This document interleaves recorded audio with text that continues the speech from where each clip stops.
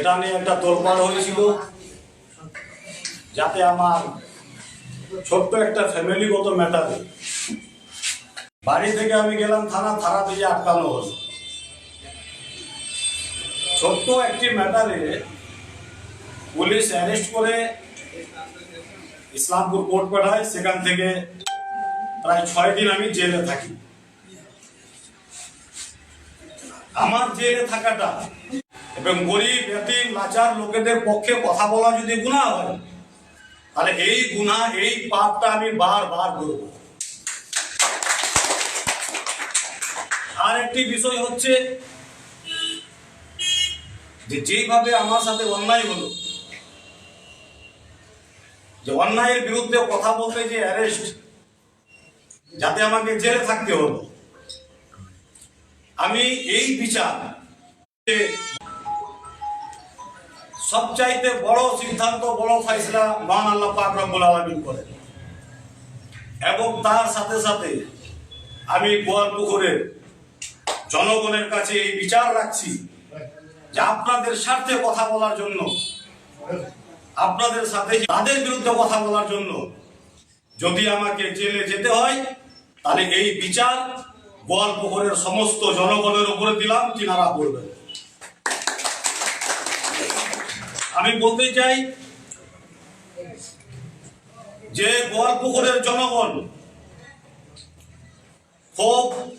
সঠিক বিচার করেন, ভালো সিদ্ধান্ত নেন। আজকে আমার মতো একজন মাওলানাকে সত্য কথা বলার জন্য যদি জেলে যেতে হয়, তাহলে সেটা সমস্ত গোয়ালপুকুরের জনগণকে ভাবা আমি মনে করি প্রয়োজন। এই জন্য যে আজকে আমি সত্য বলার জন্য যদি জেলে যাই, এর বিরুদ্ধে আপনারা যদি আওয়াজ না উঠান, আপনারা যদি এর বিরোধী না করেন, আপনারা যদি এর বিচার না করেন, হয়তো কালকে আপনার ছেলে যখন সত্য কথা বলতে যাবে, আমার মতো আপনার ছেলেকেও এই বিপ্লবীদের শেখ শাহজাহান জেলে পাঠাবে। এটা হতে দেওয়া যাবে না। আমি খোলা শব্দতে বলতে চাই যে লোকের পক্ষে কথা বলার জন্য, বিচারের জন্য, লোকের পক্ষে কথা বলার জন্য এবং সঠিক বিচারের জন্য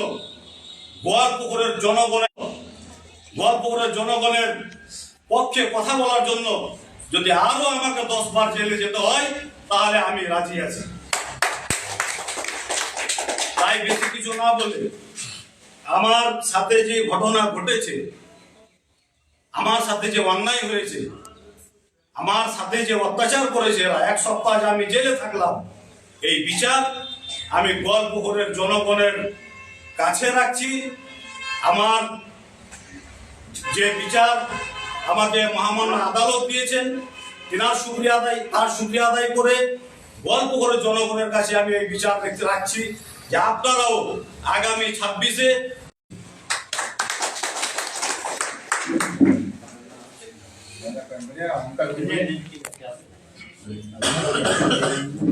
अभी आपके सामने में जिसके लिए आप लोग आए हुए हैं, जिसके लिए हम लोग आए हुए हैं, उस महान शख्स, हमारे नेता, आपके नेता, यहाँ पर आने का जो मकसद है वो बात आप लोगों के सामने मौलवी साहब खुद बयान किए। हमारे यूथ लीडर नाफे वो अपने बात में आपके सामने रखे। मकसद ये है कि ग्वालपुखर के आवाम को ये समझना हो कि आपके हक में जो आवाज उठती है, जो आपके लिए बोलना चाहता है, जो आवाम पर हो रहे जुल्म के खिलाफ आपकी आवाज बन के आपका होके बोलता है, उस आवाज को दबाया जा रहा है। आज अगर किसी एक गरीब, किसी किसान पर जुल्म होता है, किसी माँ बहन के साथ कोई ज्यादती होती है, किसी नौजवान के साथ कुछ होता है, तो उसके खिलाफ आवाज उठाने वाला कोई नहीं रहे, ये साजिश रचा जा रहा है। क्योंकि आपके खिलाफ अगर कोई भी कार्रवाई किया जाए, आपके इंसाफ के लिए कोई लड़ने वाला नहीं हो, कोई बोलने वाला नहीं हो, तो ये जो गुंडा ताकत ग्वालपुखर में है, तृणमूल की सरपरस्ती में, मंत्री साहब के सरपरस्ती में हर अंचल में एक गुंडा ताकत को पैदा किया जाए ताकि आम आदमी की आवाज को दबा दिया जाए। और हम लोगों की यह कोशिश है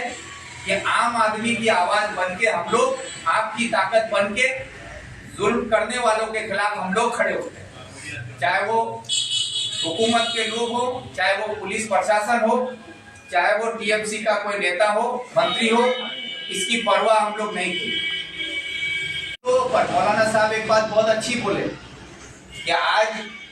उनके साथ जो ये हादसा पेश आया कि उनके घर का एक छोटा सा झगड़ा, उस झगड़े को थाना में खत्म कर दिया गया, जबकि थाना में मौलाना साहब को पुलिस पकड़ के नहीं ले गई, वो खुद अपना मोटरसाइकिल पे खुद से थाना गए और थाना में जाके वो बातचीत करके, थाना में बड़ा उनसे मेरी भी बात हुई, बातचीत हो के ये मामला खत्म हो गया कि एक दिन के बाद बैठ के थाना में इन लोग का परिवार का जो भी झगड़ा है वो झगड़ा थाना में मिटा के खत्म कर दिया जाएगा। और वहां से जो इन पर केस की इनकी चाची, वो वापस अपने घर के लिए रवाना हो, उनको बीच रास्ते में रोक दिया गया, रोक के विपरीत में बैठाया गया, विपरीत में बैठ के रात को 12 बजे फिर एफआईआर लिखा गया।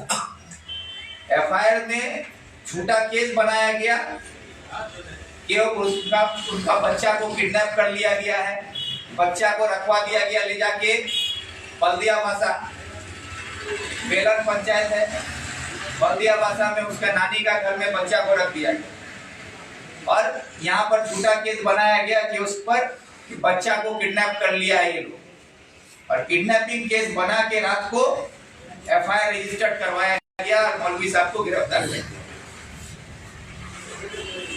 अब वो लोग तो ये सोचा कि हम लोग किडनैपिंग केस कर दिए हैं, मौलाना साहब गया बच्चा को गायब करके रखेंगे, तो मौलवी साहब को तो अब कम से कम 5 महीना 4 महीना के लिए हवा खिलाएंगे। लेकिन वो लोग ये भूल गया था कि ऊपर अल्लाह है और सच परेशान हो सकता है लेकिन हारता नहीं है। अल्लाह का मस्तियत था, हम सब जुटे और जिस बच्चे को छुपा के रखा गया था आपके सामने है, और एक मौलाना को अगर टीएमसी का नेता लोग एहतराम नहीं कर सकता है जो हमारा इमामत करता है, इनके पीछे खड़े होकर हम नमाज पढ़ते हैं,